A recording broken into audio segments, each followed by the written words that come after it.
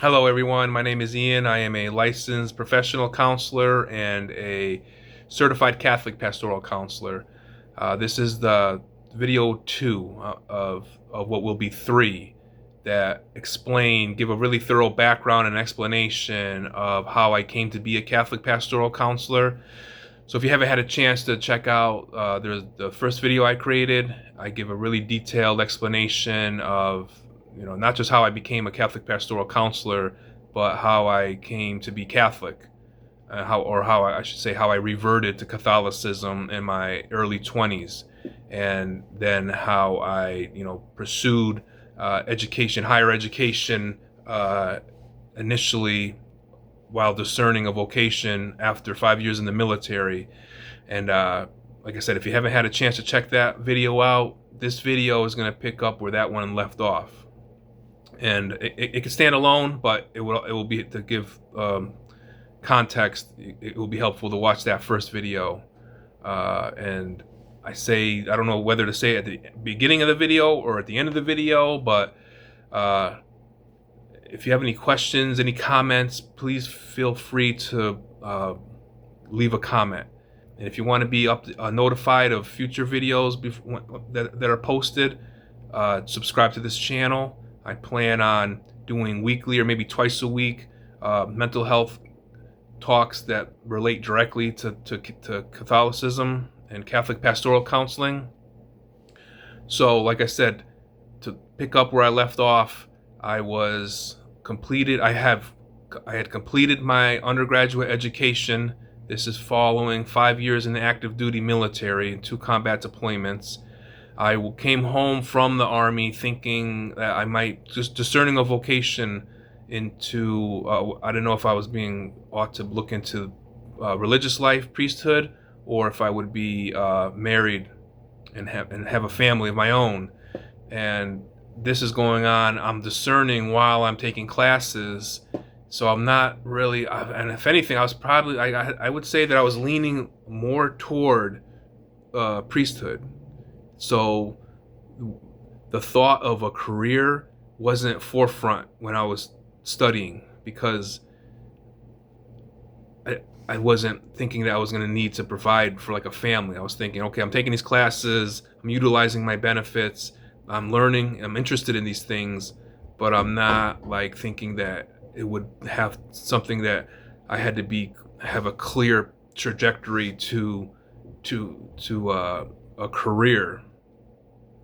And then I met the woman who is now my wife, and so my capital V vocation was clearly the sacrament of marriage and family.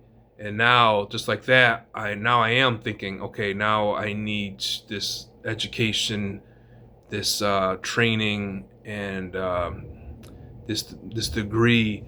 I need to move toward something to be able to provide now for my family. So I finished my undergraduate through UConn, and I talked about that a lot in that first video, but I would just say the 2 things that really stuck out were the study of psychology. Even though, I mean, like I said, I was discerning a vocation, I wasn't sure about what kind of career I was heading toward, if anything, but I thought it would be helpful to study psychology if I was going to be into a religious life or the priesthood, if I was going to do any kind of counseling or facilitate retreats. But the psychology, so what's ironic is psychology, I learned this much later, but you hear anything with an ology at the end, the ology is study of. So biology, life, study of life. Psychology, so study of the psyche. Psyche comes from the Greek word which means soul. So it's really the study of a soul. And it's ironic because there is no mention of even spirituality in any of those classes. Specifically in psychology, it was all just like mechanisms of the human brain, perception, cognition. Then there was also very little as far as practical explanations or training for a person. Like the person in my situation was, I'm thinking I want to be a counselor or a therapist in some kind of capacity, but there was very little. Even there was one class called abnormal psychology where it talked about like severe mental illness, but it was just like neurons and neurotransmitters and medications. It really wasn't like, okay, sitting down and helping somebody who's experiencing mental illness. And I also added human development and human HDFS, human development and family studies, because I looked at the description of the classes and it seemed to be more along the lines of like what ails a human and how to. I was hoping I would learn more about the application of therapy or counseling to a person who was struggling with mental health.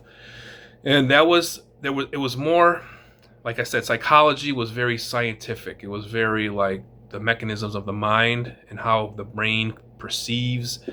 The human development and family studies was helpful in the sense of it was more of a focus on how humans develop, literally from conception to natural death and through different life stages. And there was a lot of study on Erik Erikson. He had the psychosocial stages of life, where every stage there's a specific there was a developmental need that needed to occur, and if it occurred effectively, it becomes a strength that you carry into the next stage. And if there was a deficiency, it led to pathology. And usually when there's one at any stage, if there's a person comes out of that stage with the pathology more than the strength, that just increases the probability that they will not be successful in maneuvering the next stage. So I don't want to get into detail of a description, but I'll tell you that one of these stages, the one I think of a lot, is birth to two.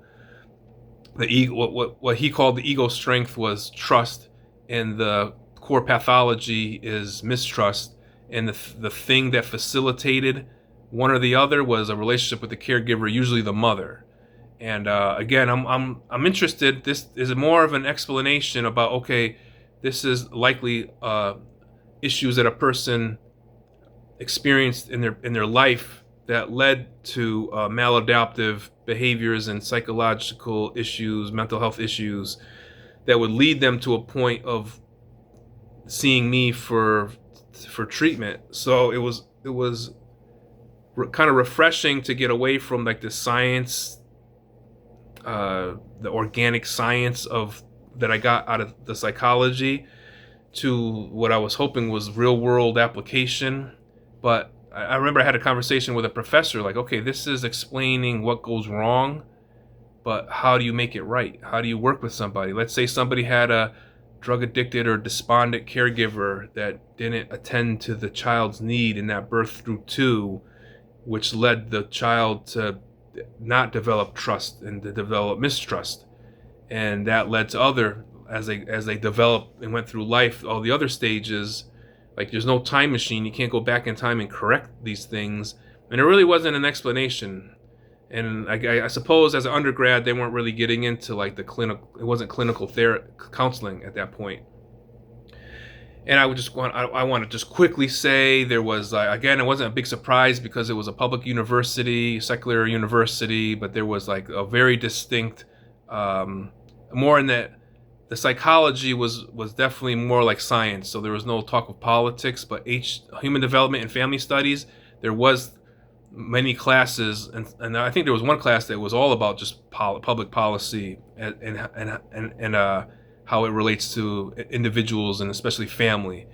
And it was like very ideologically, it was orthodox, Democrat, liberal, progressive ideology. It just seemed like it was presumed.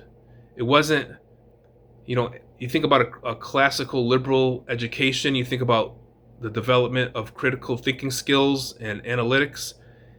And this was it was at this stage, I can't say it was that. It was very dogmatic. It was overtly, all the professors, it was like presumed that this is the right way to think about things through that progressive political lens.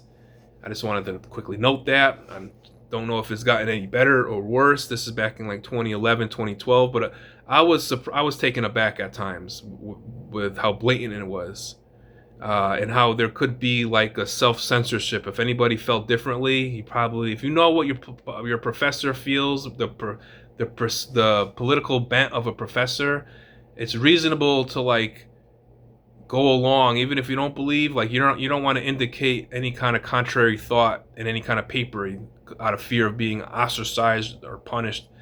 I mean, I knew I was older. I was 28, and I had a worldview pretty well established that looked a little askance at a lot of these things, or just was wondering. Like I was surprised that another perspective wasn't even like discussed at all. It wasn't like it was just like I said. It seemed like it was assumed everybody was of this thinking. This is the right way to think, and in that sense, it was much. It was more. You would have to call it more like of a indoctrination or a dogma. And the other thing I want to quickly note is like the vast gender disparity. There were way more women in all the classes than men, by probably 1 to 15 or 1 to 20 ratio, and that holds up. Even if you look at group practices, I'm in an individual private practice, so I'm not a part of a group, but I know there are groups of therapists that work in one practice. And if you look at any one of the larger ones, you see like their websites, the pictures of the group pictures of all the therapists in that group. It's the same kind of a ratio. Maybe there's 1 or 2 male therapists, and there's out of 30, 40 therapists. So, like I said, I got married, had children, and now I still have a good amount of education benefits through the GI Bill because I had some college prior to enlisting after 9/11. So pre 9/11, I was and taking classes, general education. Typically, the GI Bill covers like 4 years, but because I had college completed prior to leaving for the military, I was able to extend that into not just undergrad, but into graduate school. And for graduate school, I chose another state college that was close by and convenient. I mean, there's Liberty University, I think Franciscan University. There are Catholic and Christian programs that probably do, I'm sure, I would hope, but you never know, have some formation in counseling theory that with a Christian perspective, but I didn't have that experience up to that point. I went to Central Connecticut State University, and this was like we're taking classes to really train to be therapists. We are the future therapists. We graduate with a degree, a master's in science and professional counseling, which then can be used to apply for. It's not the only thing, but there's other things, other requirements, but that's one of the bigger requirements to be able to be licensed by the state, and then be able to be paneled with the insurance companies. The first class, so this is my first kind of first time in a scholastic in a college environment where I'm taking classes about actually providing therapy. And I remember, again, no surprise because it's a public university, secular. One of the first classes was called Theory and Practice of Counseling and Psychotherapy. And so in this class, it was a long class, 6-credit class. So it was 4:30 p.m. till 10, 2 days a week. So you're there at 3:30. Usually the classes are 3 credits and they're about an hour and a half, 2 hours, but this was 6 credits. So it was double that, but in the same time frame. And this is where we studied counseling theory, starting unsurprisingly with Sigmund Freud, who's considered the founder of what we call therapy. And it seemed like that's where it started because that was the first one. But then we went into Adlerian theory. I mean, we probably went through 10: existential therapy, person-centered therapy, cognitive behavioral therapy. These are all off the top of my head. of, but every time it was like we were reading, the common kind of theme was there was a person who was working with people who had severe mental illness, and in their work they developed their own kind of idea or theory as to what was the underlying issue with why people have mental illness. So that would be like the premise, and then they would develop the counseling theory about, okay, so that's the problem and here's the solution. With Sigmund Freud, it was 150 years ago, and there was nothing like it at the time. So it was the first, and if you really read, you don't have to read much into it to kind of scratch your head and say, like, what? Like, this is really what he believed. So to not get totally into that, and I say that because today you won't find any like there's very few pure psychoanalysts. That's what came out of Sigmund Freud, was that psychoanalysts. And his theory, I guess briefly, I would just say that there was a tension. It was there was what he called the id, the ego, and the superego. The id is an amoral pleasure seeker who doesn't think about right and wrong, just wants to maximize pleasure, and it was all sex. Everything was about the sex drive.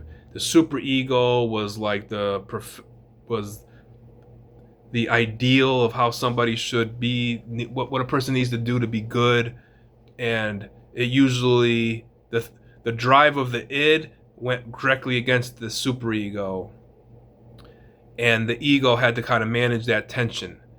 And so a lot of what Sigmund Freud said is that there's a lot of repression, that and this is where it talks about the unconscious. There's all this, usually it was all about sexual urges. There was all this sexual urges in the unconscious that wasn't acceptable, so was not allowed to be made conscious, but it would come out in dreams. But even in the dreams, it had to be interpreted, because there was all these, it would be turned into something that was more acceptable, but it took a psychoanalyst to hear the dreams to say, like, oh no, that really means this.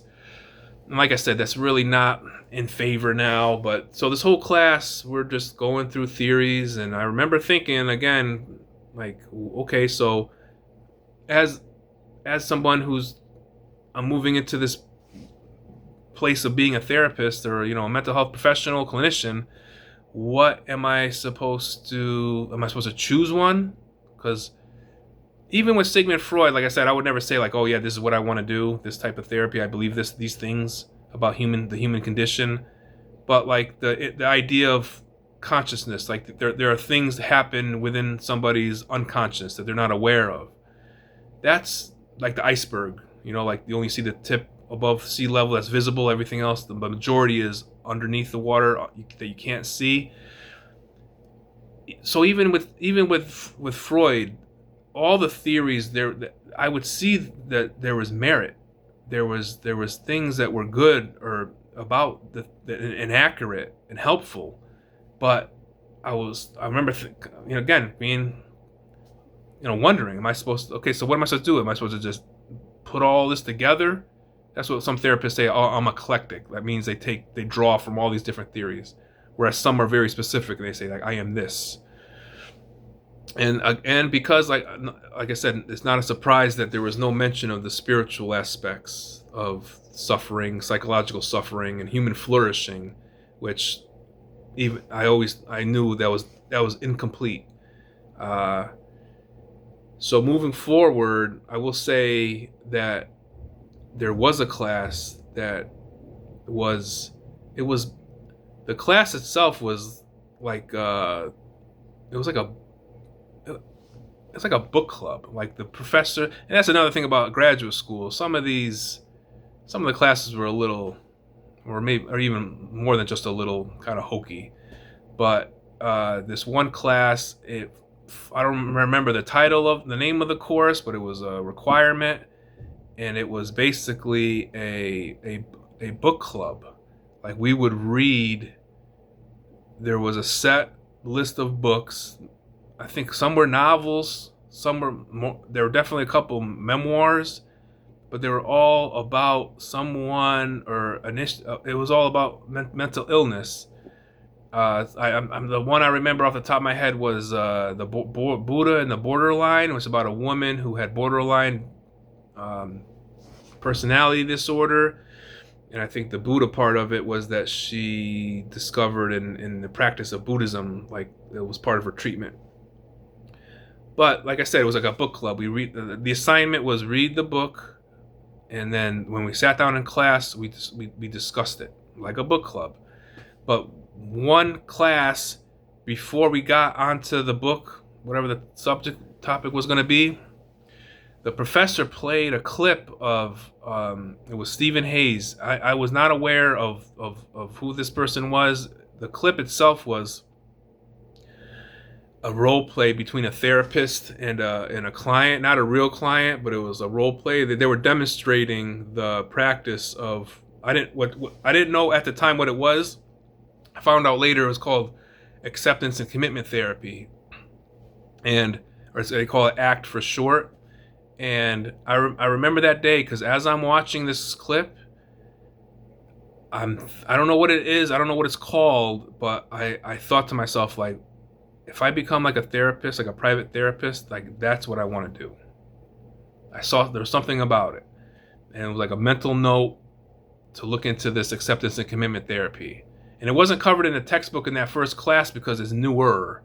The last, I think we did cover cognitive behavioral therapy, which was to this day probably 75% or more. If you look up like a therapist's bio or what they promote or what they say they support, they'll say cognitive behavioral therapy, CBT. That started like really, I'm gonna say, or really came to fore in the 1970s as a type of behaviorism.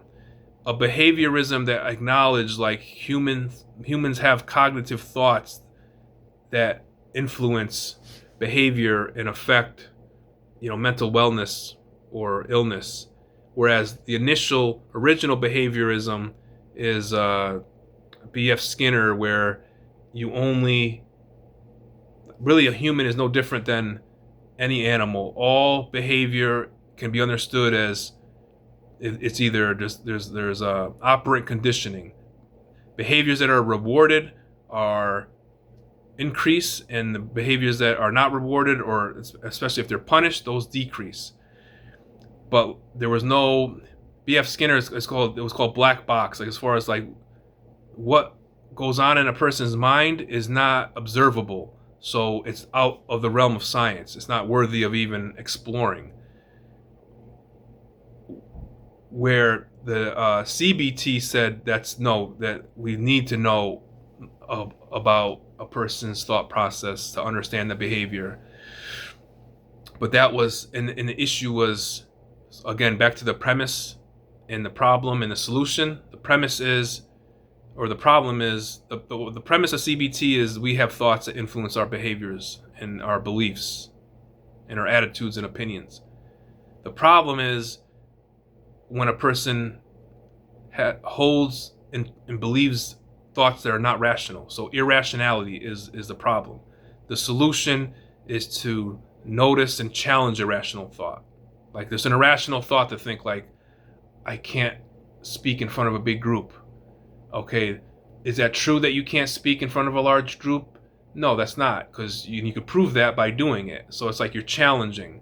And like I said about the secular perspective of counseling theory, I was never in class where people outright were dismissive of spirituality. But even if you look at the history of CBT, one of the founders was an atheist, and so he would say the problem is that humans have irrational thoughts, and he said religious belief is an irrational thought.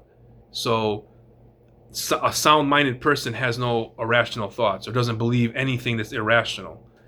So a person who is religious has these irrational thoughts, so it goes towards unwellness, which of course I couldn't have any didn't believe in at all. But with acceptance and commitment therapy, the more I looked into it, best way I could describe it is one prayer that's really important to the recovery community and to me over the years is the serenity prayer. If you don't know, it's God grant me the serenity to accept the things I cannot change, courage to change the things I can, and the wisdom to know the difference. Now, what I saw, I'm oversimplifying this, but what I saw when I looked into ACT is that ACT is the therapeutic and clinical application of the serenity prayer. So you take that serenity prayer, create a therapeutic process out of it. That's what I saw with ACT. The acceptance of things that can't be changed or controlled, which is, like, say, people, places, things, and even internal thoughts and certain emotions and inner experiences.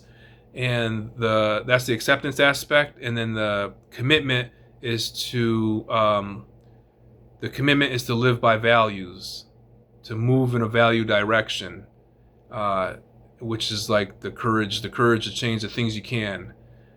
So when I got into, I graduated, master's degree. I had the degree, but I needed to there's a lot of other requirements before I could be a licensed. I had the degree in professional counseling, but to get licensed, I had to get, I think, like 3,000 hours.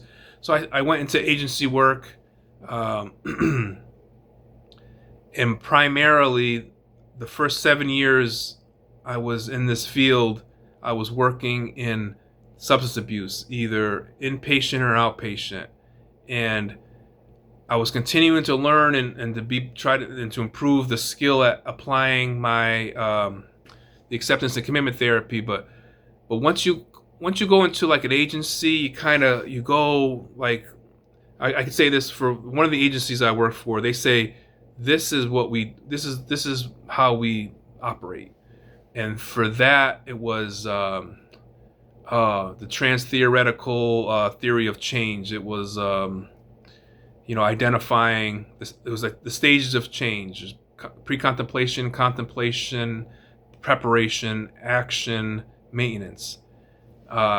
And this is working mostly with people, or primarily or exclusively, I was working with people with substance abuse disorders.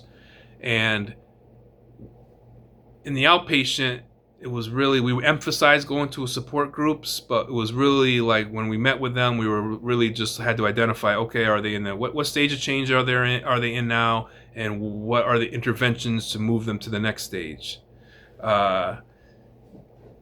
When I worked at a rehab, I was lucky enough to work at a rehab that was really focused on, based from its very founding, the 12-step recovery was part of its identity. It was really refreshing to work there, because the emphasis was on recovery through 12 steps. And I say that because at least in the 12 steps, there's an acknowledgement and there's a recognition of a spiritual reality that addiction, a person who crosses into addiction is powerless over that addiction, and freedom comes from a surrendering to a higher power. So I mean, it wasn't religious, it wasn't dogmatic, but it was very spiritual. I mean, this is a 12-step program.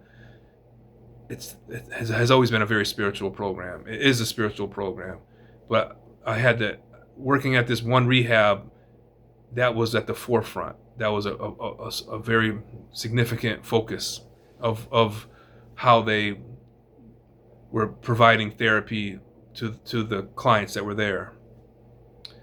And I think with the third video, I always say I want to make these videos about 30 minutes, which even maybe the 30 minutes might be too long, but I want to conclude with that, because I'm going to pick up in the third video I'm going to make now is the video where I'm really going to describe